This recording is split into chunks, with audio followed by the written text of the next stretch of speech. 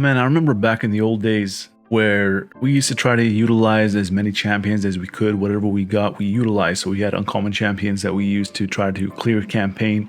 That was one of the bigger obstacles when I started playing this game.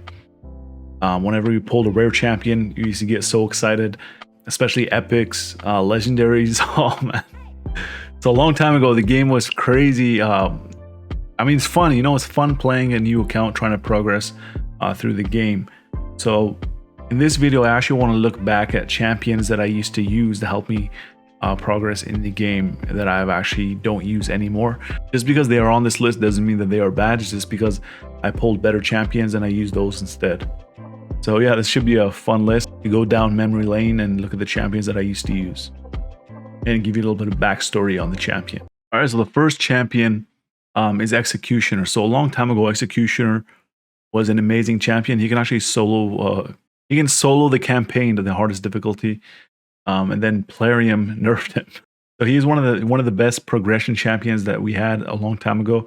He helped me out a lot, but I actually worked on him after he did get nerfed, and then he was still pretty good. Like he can't solo by himself, but I can actually use him with my other champions. So I do have his abilities maxed out. What was crazy about him is that his ability that he can place increased defense on himself and counterattack, and then he was defense based, so his damage was based on defense. So if you managed to build this guy with lifesteal, he was basically soloing the campaign for you, which was amazing. Helped out a lot of players. So people that were around during that time, they had made great strides in progression because of Executioner. And the thing about Executioner, he was actually used in a fusion. So there was it was difficult for people to keep him because they could use him for the Relic Keeper fusion. When Relic Keeper was one of the good champions, one of the first good champions you can get for free in this game. So you guys look at my artifacts. I did use him in lifesteal, as you can see. Let's see my artifacts, man. They're pretty bad. I had defense primary here, so I don't know why I had crit damage. I probably didn't even have crit rate on him. Look at this, guys. 50% crit rate, pretty low defense, but again, that's like newbie stats. And it was actually hard for me to get these up to plus 16. And then obviously accessories I did not have on him. But yeah, this champion, I don't use him anymore, but I used to use him. He helps a lot with progression. Let's move on to the next champion. All right, so the next champion is Outlaw Monk. So Outlaw Monk, I think I was one of the first people to make a video on him of how good he was for lower stages of Clan Boss. This guy actually helped me do a lot of damage in Clan Boss. Well, it's not a lot of damage, but for a new player, a lot of damage because he had poisons on his A2 ability. So Foul Play plays 5% poison on the target for 2 turns, and then he can also have he also has a chance to get an extra turn on his basic attack. So you actually had a pretty decent chance of doing a lot of damage with this champion. But definitely not recommended for later stages for sure. But he really helped me out, man. He was amazing, man, for Clan Boss. See, as you can see in his ratings, he sucks everywhere else, but he's good in Clan Boss. Let's look at the artifacts I used on him. So I tried to build as much accuracy as I could. See how much accuracy I actually got. 160. Much accuracy as I could. That's actually good for lower stages of Clan Boss. And you're supposed to make him fast, but I couldn't even do that. Look at my artifacts, man. I got attack percentage on his boots. That's hilarious. Yeah, I should have got speed boost, man. What were you thinking? Old school alley plays. No accessories as well. I was actually having trouble on Spider during that time as well. So yeah, it is very interesting. No masteries. Yeah, he's a cool champion, man. Bring back a lot of memories. All right, so next up we have Lightsworn. So Lightsworn, I was pretty close to mid game, I think. Maybe I was like between early and mid game when I had Lightsworn. I actually never used books on him. But he was one of those champions where I was very intrigued with him because he had a triple hit on his A1. He is still a good champion. He can help you out a lot with the faction wars. But where I used him actually was in Clan Boss because he had that triple hit, and he also has that increased defense and revive on death for all allies. And he also had a decreased attack. So he was a very good champion for people who did not have a lot of champions for Clan Boss. So that's where I was using it primarily. And the thing is, though, I wasn't really impressed with him when I was using him because he did not deal as much damage as I thought he would. Do I have masteries on him? Yes, I do. So I was relying on his procs with Giant Slayer. to deal a lot of damage. So he kind of did help my teams out with the revive on death, of course. But I had to manual everything, but that's fine. So that's where I'm using him more. So I actually do use him currently. So I can't say I stopped using him because I do use him in Faction Wars, and that's basically it. So exclusively for Faction Wars. You can see my artifacts. I did kind of rework his artifacts. They're not perfect, but they were better than when I used them originally. So 4,697 defense is a lot, loss of speed. And yeah, so I do use them for Faction Wars currently. All right, so next champion is Aethar or Othar. I don't know what you guys call him, man. Aethar. Let's call him Aethar. All right, I'm gonna call him Aethar. Okay, let's go, Aethar. All right, so this guy, I actually prior to using books on him, but I was like, I changed my mind because I think I pulled Juliana after that. We'll talk about Juliana later. Yeah, so this guy, I primarily built him for clan boss as well because he attacks 4 times at random and each hit places the 5% poison debuff for 2 turns, which is very good. But that's about it. That's all he has for clan boss. I mean, he can steal a buff from him, but not that much. That's where I was primarily focusing on when I was playing this game in the beginning was clan boss. Try to deal as much damage as I can get so I can get those chests, man. Yeah, he is still good in clan boss. I think some people still use him in the unkillable team for the poison roll. So you can still use him. I did have his masteries finished. I used Giant Slayer. And let's look at his artifacts. I think these artifacts are relatively new. 197 speed, 300. Yeah, this is new. So I didn't have these artifacts back then, but I don't really like his output compared to Juliana. So yeah, it's going to be the next champion. The next champion, Juliana. If you look at my old clan boss videos, she was the best champion for me in terms of DPS in clan boss. Build with lifesteal, and then she just goes ham with the poisons. So her basic attack is a double hit, and then she fills her turn meter. So she takes a lot of turns. She can increase her own crit rate, which she actually needs because she places poisons if she crits. So that's amazing right there. So she has poison, HP, and a double hit, so those are very good for clan boss. So that's why I was using her. Looking at artifacts, I did kind of rework these ones, so they're not as bad as my older ones. Speed is still pretty low, but she does get boosted turn meter. And yeah, so I have a soft spot for this champion. I was really high on her when she came out. I actually don't use her at all anymore, which is pretty sad. She was one of my favorite champions. So Plarium, can you guys make a legendary version of Juliana, please? All right, so the next champion we have is Foley. So Foley came out. There was a huge fiasco with him. He was my first legendary fusion.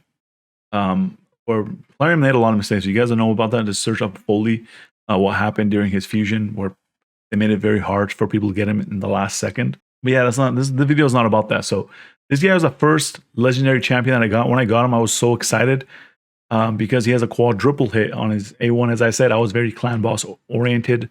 I was very clan boss focused during that time. I would still say I was around mid game during that time when I got Foley from the fusion. So I worked really hard to get him. So I like that quadruple hit with decreased defense. It helped me out a lot. You can also place Leech with a quadruple hit on the clan boss as well. Helps out with healing. And Seal's Fate I didn't really use in clan boss. And then he also was one of the champions that can take the stun.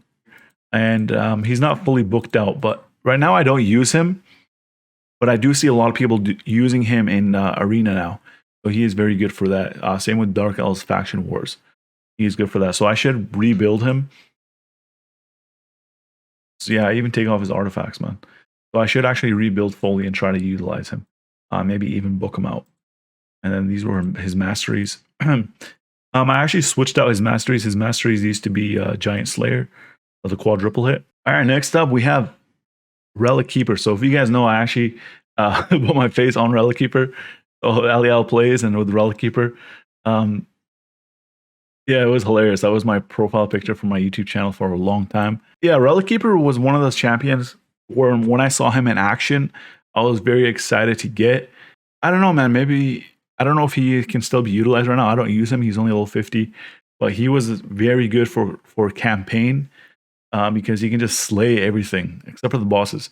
He can slay all the waves one by one, which is crazy. So I did max out all of his abilities. So he can max an extra turn if the target's killed.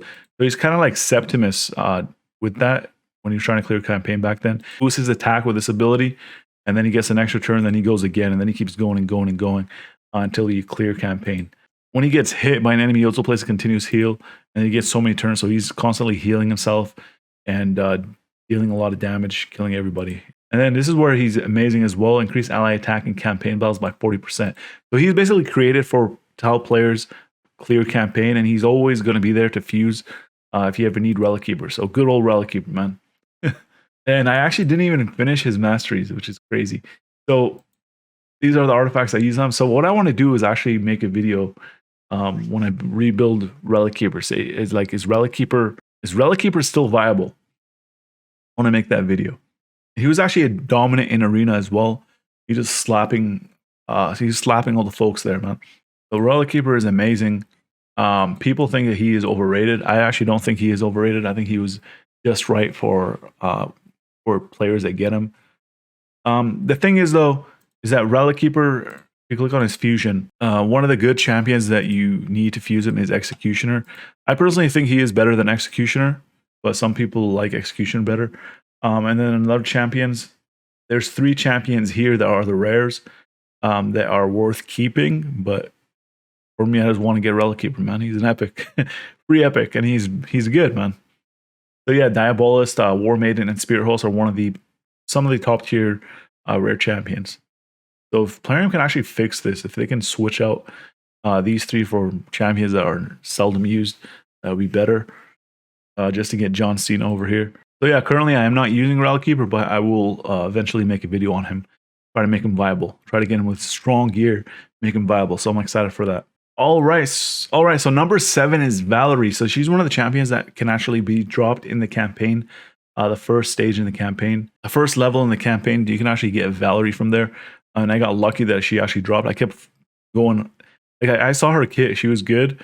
And I kept doing the campaign over and over and over again, that level, just to try to get the drop on her. Because my brother got the drop like first try. Kill a Cass.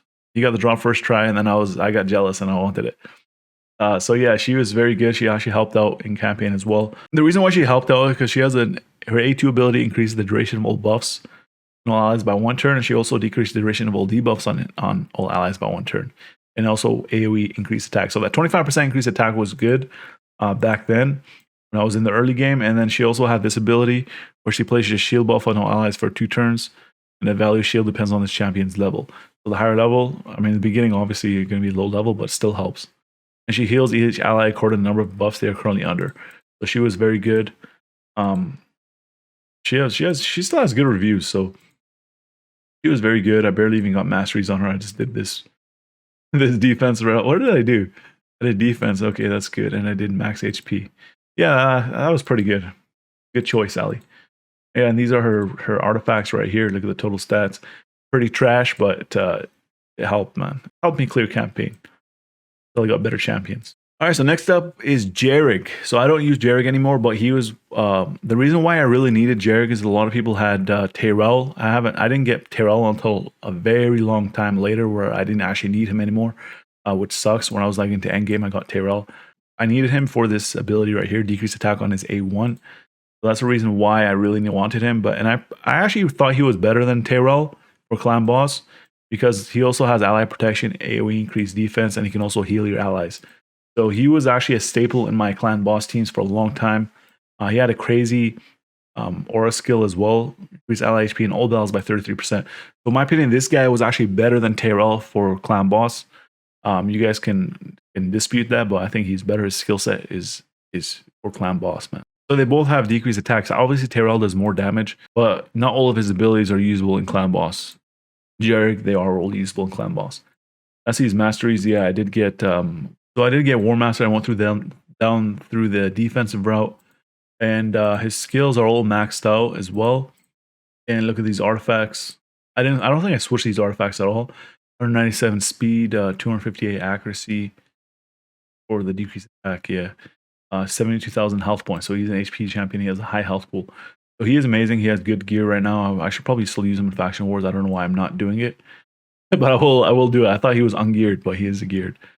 So yeah, he was a very good champion for me, helping out a lot. All right, so the last champion we're going to talk about is Gallic. So Gallic was my starter. So a lot of people chose Kale or Aethel. Gallic was my starter. I chose him on this account. On other accounts, I actually chose Aethel.